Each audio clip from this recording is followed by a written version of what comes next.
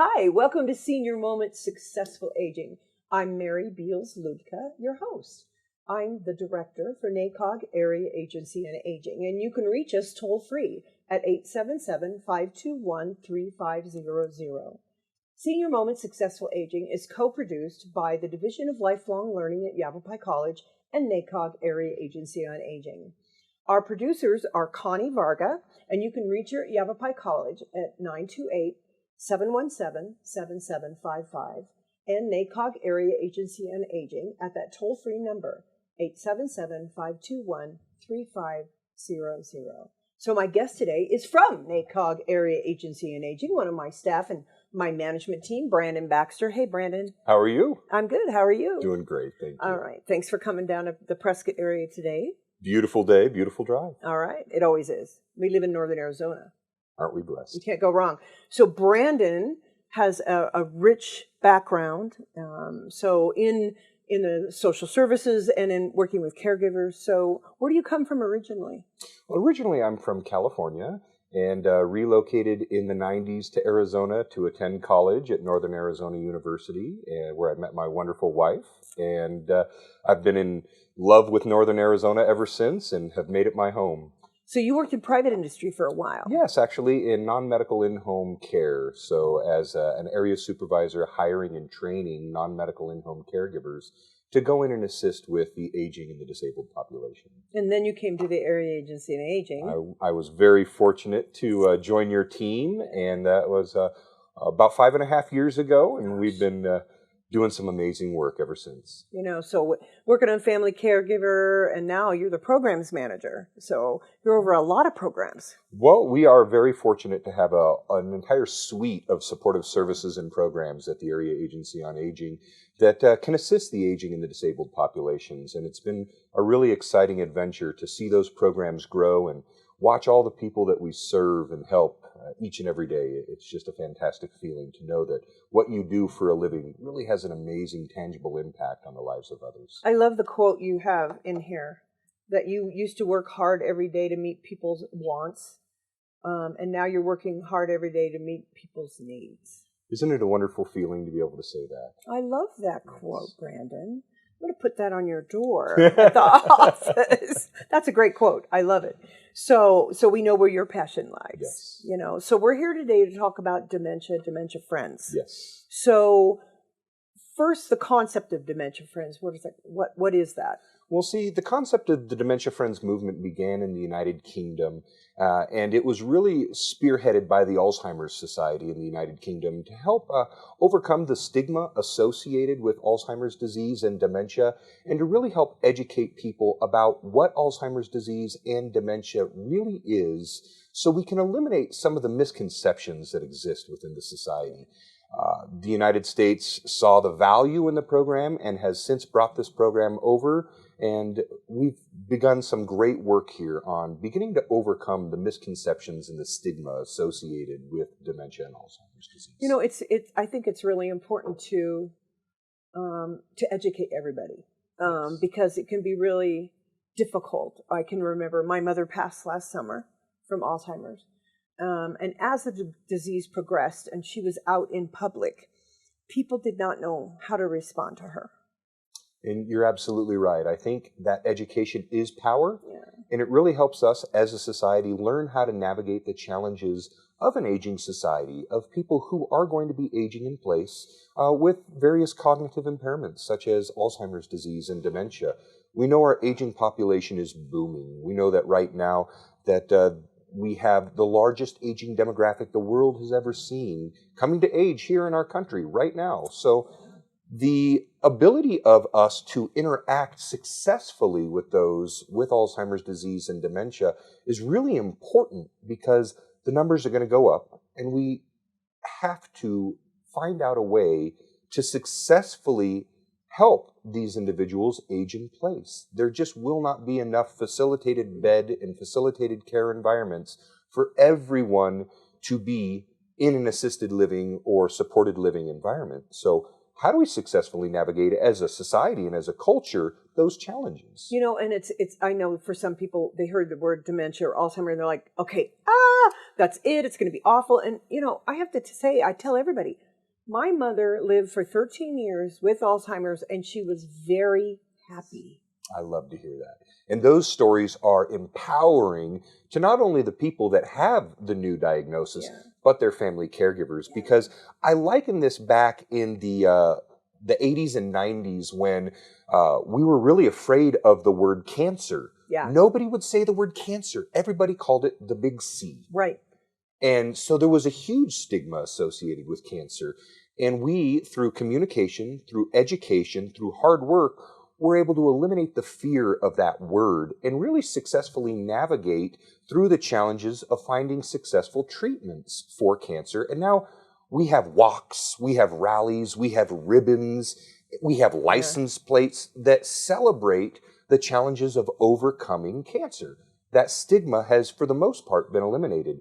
And we really hope to see that kind of growth with Alzheimer's and dementia. Yeah, I hope so. Well, and it'd be nice to find a cure, too. It would be. It would be. And as we continue to struggle to find out how the disease affects people and how it uniquely affects each person differently, we do feel like we're getting closer to better and better treatment methods. But in lieu of a cure, we're going to have to figure out how to navigate the challenges that come along with a diagnosis of dementia and or Alzheimer's disease. So you're a dementia champion. Yes. What does that mean? Well, that means that I was able to go through the training for the Dementia Friends Arizona movement to facilitate an hour-long workshop or educational discussion to help identify what dementia is and how we can overcome the challenges and the stigmas that are associated with it. The Dementia Friends movement really has 5 key messages that they try to share with the people who are at the training so they can go out and share the information to their friends, their family, their neighbors, their community at large so this information continue to spread. And when we talk about the 5 key messages of the Dementia Friend movements, we really want to be clear that dementia is not a normal part of the aging process. A lot of the times you will hear people refer to dementia and or Alzheimer's disease as old-timers disease. And we really want to try to eliminate that stigma because it's not every person who reaches a certain age is going to get dementia and or Alzheimer's disease. Does the risk factor go up as you age? Sure, but I think that's true of many chronic and debilitating conditions and illnesses. So it's not just a normal part of aging. We want to make sure that people understand that. We want to help educate them as to what dementia is and the fact that dementia is a disease of the brain and that Alzheimer's disease is actually just one type of dementia. It's the most commonly diagnosed type of dementia, but it still only accounts for about 2/3 of the diagnoses of dementia or Alzheimer's disease. So we want to really tell people what dementia is. We want to help people understand that dementia is more than just about having memory problems. It's also a struggle with the executive function and thinking and decision-making that can go on as well. So it's a lot more than just, well, they're forgetful. Well, it may be that that's how it starts, but there is more to the disease than just the memory problems. We also want to tell people that it's possible to have a good and long quality of life once you have that diagnosis. People are terrified, like you said. They hear that diagnosis, that dementia, that Alzheimer's word, and all of the fear comes crashing down on them. This is it. This is over. I have no future. And that's not the truth. As you said, you can live decades post-diagnosis and have an incredibly high quality of life. Will it be different? Probably, but different doesn't have to mean worse. And so we really want to challenge people to get rid of that misconception that my life is over once you have that diagnosis. It's really not. It's just an opportunity to really self-reflect and see, how do we move forward together as a team? You know, the best thing my mother taught me during her journey with Alzheimer's was living in the moment. Yes. She was always present, you know, because with her dementia, that was what she had. It's just right there in that moment. And we had some of the best conversations right there in that moment. Yeah. Absolutely. I loved that. Cherishing every moment and every opportunity that you have in this life, because it can change rather quickly and rather rapidly. So to be in the moment, to understand that I'm going to cherish each and every opportunity that I have, because it may be the last, is not an awful thing. It's a wonderful thing and really helps you find the joy and the meaning in some very difficult and challenging situations. Yeah. So when you're, so you said it takes an hour. It does. You know, and so what kind of groups do you go do this for? I've done it for community organizations. We'll have one community member who says, my neighborhood really needs to hear this information. We have a couple of people in the neighborhood that are dealing with Alzheimer's and or dementia, and I think we would all benefit from this information. And they'll pull a group of friends together, and I'll do a presentation to them. I've done it to businesses. I've done it to nonprofit organizations. I've done it to county government officials, to the board of supervisors. I've delivered information to HR departments, to college faculty. So really, it's anybody who may come into contact with someone with Alzheimer's and or dementia.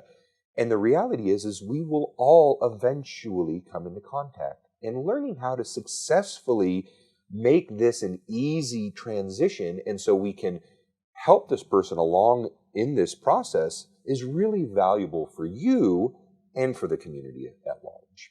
Yeah, I mean, I'm thinking in my mind, because of the things that we went through with Mom, people who work in stores. That's a great idea. Would be a great thing. Grocery stores would be fantastic. Retail environments is fantastic, because we've also done it with law enforcement, actually, and done the presentation to law enforcement, because they will absolutely come into contact with those who are suffering from a cognitive impairment.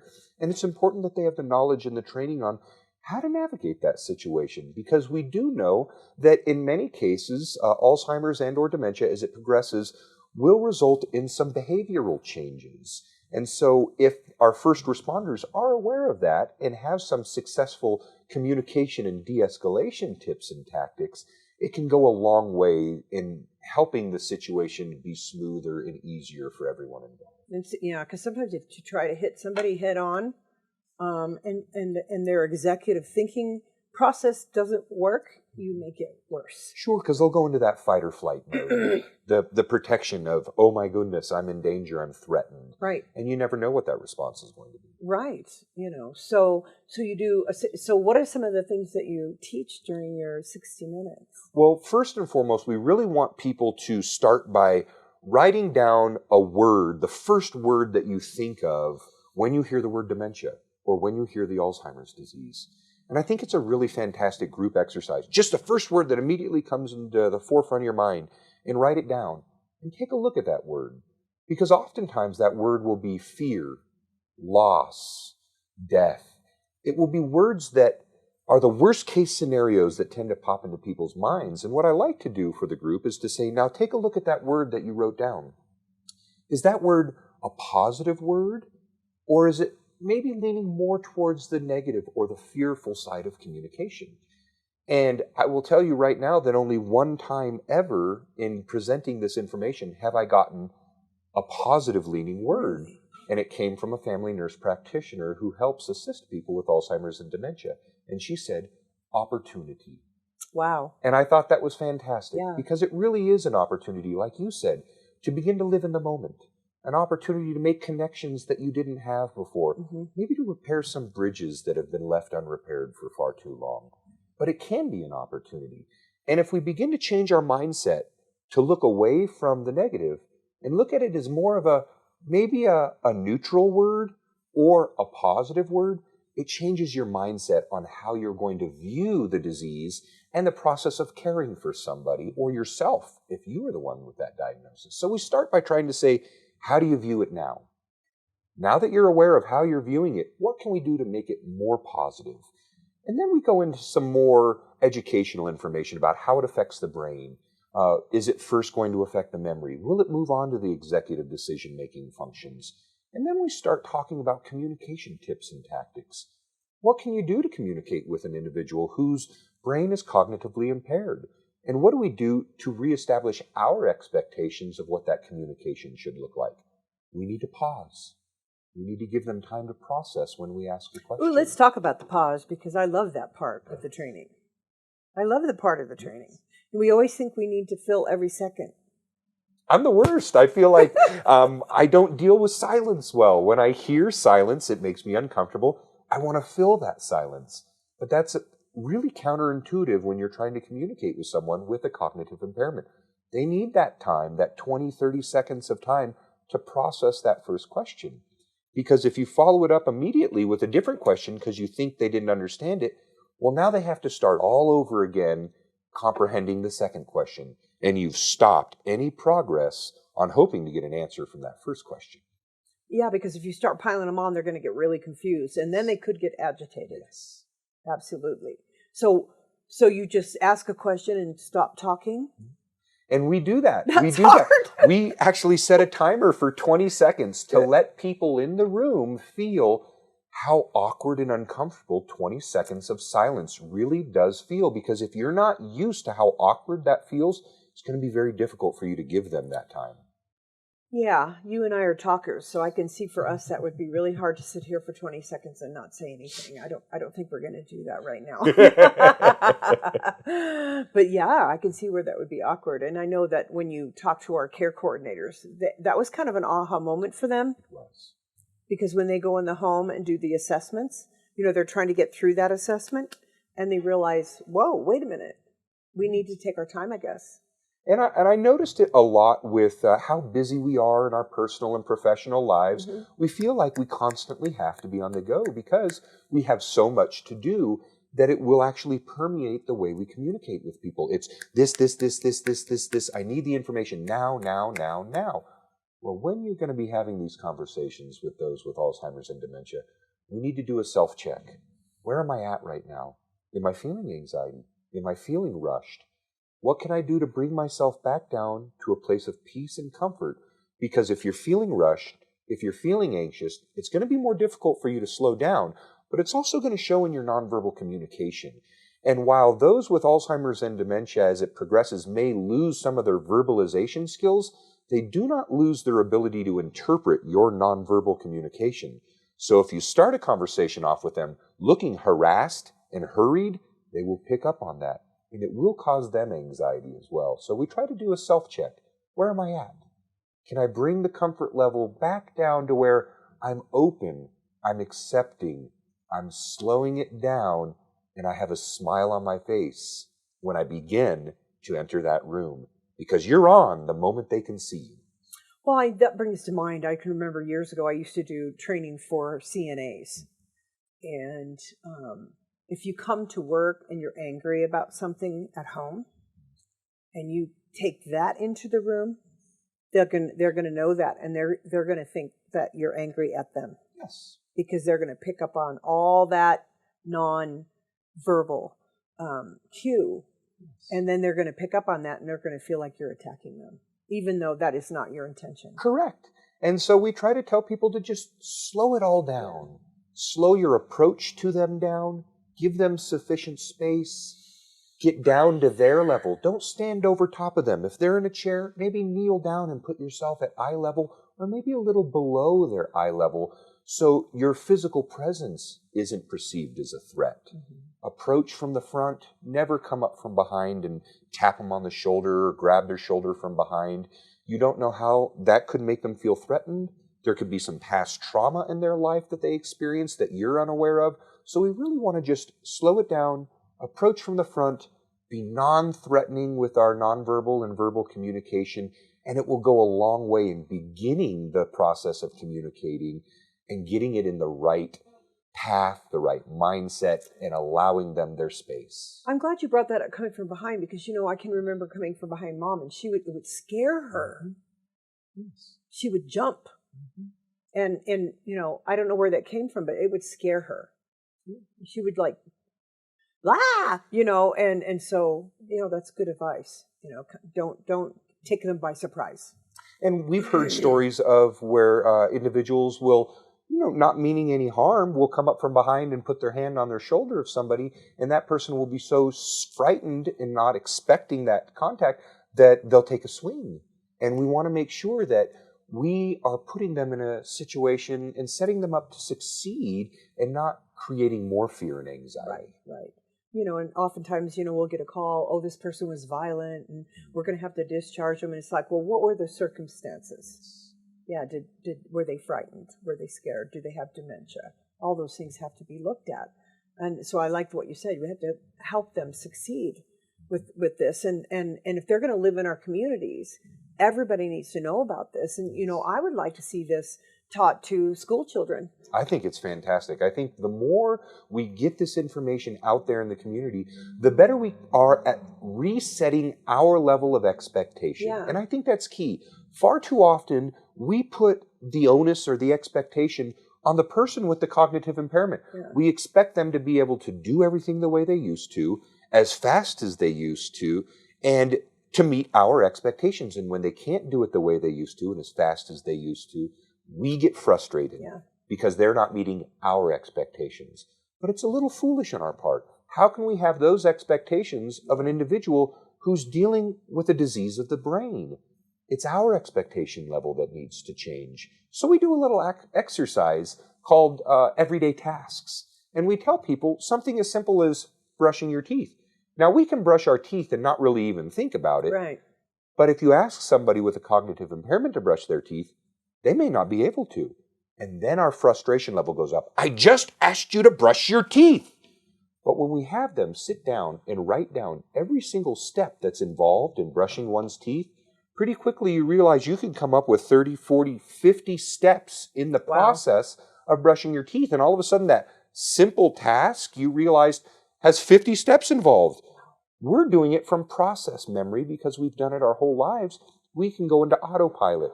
The person with the cognitive impairment no longer can go into mental autopilot. So they've lost their autopilot. They've lost their autopilot. So you're talking about, you have to go into the bathroom. You have to go to the sink. You have to open up the medicine cabinet. Take the lid off the toothpaste. Get your toothbrush out. Wet your toothbrush after you turn on the cold water. Put on the toothpaste. By the time you articulate every step involved in brushing your teeth, you realize it's not really a simple task anymore. Right. There's more to it than meets the eye. So it's our expectations that need to be examined. And so, what a great investment that everyone in the community could make is just 60 minutes. Yes. Just spend 60 minutes with Brandon as a champion and become a dementia friend. And, and the movement is bigger than that, is it not? It's also becoming dementia-friendly cities. So even the local governments are getting involved and looking at ways that they can make their entire community more dementia-friendly so individuals can successfully age in place. And that's a fantastic thing to see. It started as a one-on-one individual, how can we share this information and knowledge? And now we're seeing the movement grow. Now cities are getting involved and saying, what can we do to make this more friendly and more navigable, our community, for somebody with Alzheimer's and dementia? And the great part about that is it helps other subsets of the population. When you take a look at the curb cutouts that we put in with the ADA, the American with Disability Act, the studies show that, parents with strollers use those curb cutouts. Joggers will go out of their way to use the curb cutouts rather than step down off the curb. So what we're seeing is it helps everybody when we make these improvements to our communities. And we're really hoping that having proper signage, really taking a look at how we can design our communities to where people can access a pharmacy, a grocery store, a medical facility, and still live in place in community and not have to travel all over the place to access those services will be huge for all of us as we move forward. So hopefully we can work towards that in the Quad City area, because I know Tempe is a dementia-friendly city. They are. And I know Phoenix is working towards that.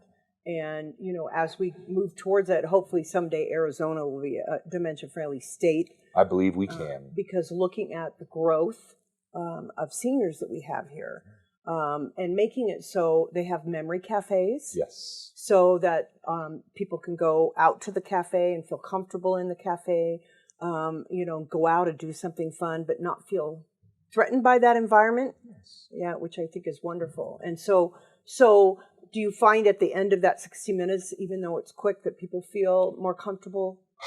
Yes, and let me give you a perfect example. The very first time I delivered this presentation was in a very small northern Arizona community, and we had 8 people who turned out for the training, and I was just thrilled because I didn't know how many people would turn out. And at the end of the training, a gentleman walked up to me and he introduced himself and he said, I just wanted to thank you so much for this training. I wanted to let you know that a month ago I was diagnosed with dementia. Wow. And this is my wife. She's my family caregiver. And up until today, I've been planning on how to commit suicide. Oh my so God. my wife wouldn't have to struggle in taking care of me. Oh, but after today, I realize I don't have to do that. We can still have a great life together. I broke down in tears. Oh my gosh. Everybody in the room broke down in tears. We all hugged. And that's when I remembered the last message is, there's more to the person than the dementia. And that's the key message that we get across is, listen, this is not the end of life.